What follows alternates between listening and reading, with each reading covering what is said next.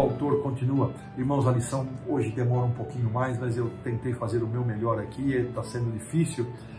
Mas vamos lá, vamos para essa parte final.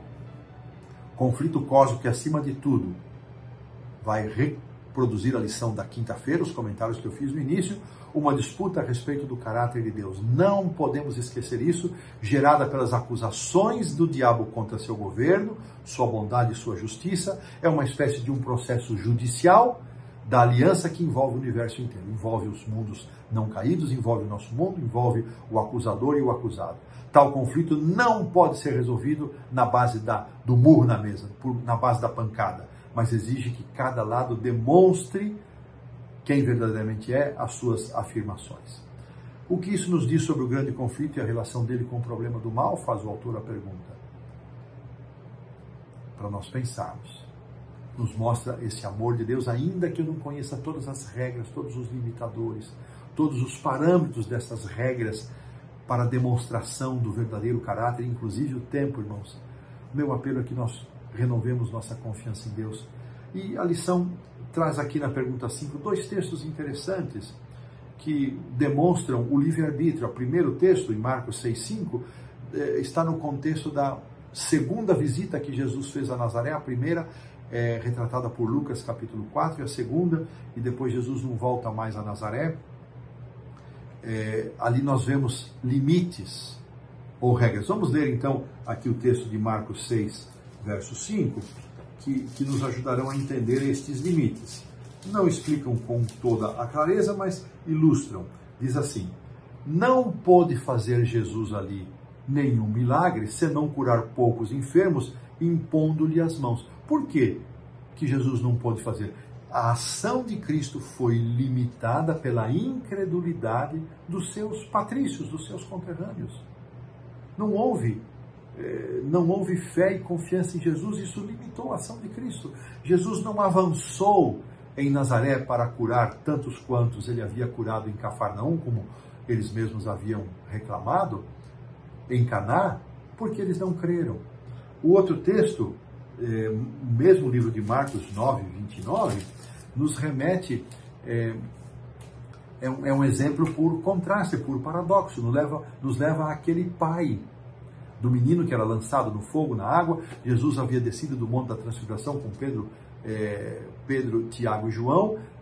Está ali aquela cena, aquela polvorosa, os 9 discípulos não conseguiram expulsar o demônio, e aí Jesus se encontra com o pai, e ele diz: se tu podes fazer alguma coisa. Jesus: olha, tudo pode aquele que crê, e ele reconhece: Senhor, não restou mais nenhuma fé em mim. Irmãos, eu gosto tanto desse texto, tanto. O pai está intercedendo por um filho inconsciente, que não tem consciência do mal que lhe aflige. O pai é o intercessor, mas o pai não tem fé. Ele também, a sua fé foi esvaziada, foi esgotada com as contínuas decepções, e parece que o último fiapo, a última linhazinha de fé havia sido esgotada com os discípulos, e ele então chega à lona, chega ao zero da fé. Mesmo assim ele intercede pelo filho, mas ele reconhece que ele precisava de cura primeiro. E Senhor, ajuda-me, cura a minha incredulidade. Irmãos, que coisa linda! A intercessão de um pai com o coração zerado de fé, por tantas decepções, é curado primeiramente por Cristo, conscientemente, e a fé devolvida a este pai, entregue de volta a Jesus por esse pai, dá a Cristo autorização agora para, juntamente com o seu pedido de intercessão, para que Jesus libertasse o filho do domínio de Satanás. Irmãos, que coisa mais linda! Eu amo esse texto porque talvez seja um dos exemplos mais dramáticos quando nossos filhos se afastam dos caminhos do Senhor.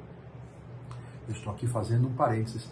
Eles se vão da presença do Senhor, não têm consciência da necessidade da volta, ou até lembram, pensam, mas não têm consciência, nem desejo de voltar. Compareçamos diante do Senhor e intercedamos. Se nossa fé, irmãos, está zerando ou zerada, que a cura se dê primeiro na nossa vida e continuemos.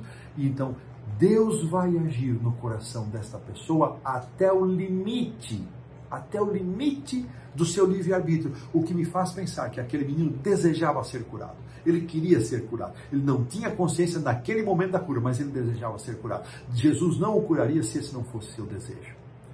Da mesma forma, irmãos, quando intercedemos por nossos filhos, Deus vai até o limite aonde eles respondam favoravelmente ou negativamente. Deus não vai fazer por eles o que eles não aceitam e não querem. Há limites nesse tema do grande conflito. No entanto, irmãos, não devemos cometer o erro de pensar que a oração e a fé são os únicos elementos presentes. Provavelmente existam outros fatores dos quais não temos conhecimento. O autor arremata desta maneira a lição, que ele ainda diz: na Bíblia há evidências de que a oração faz diferença no mundo, dando espaço para as ações divinas.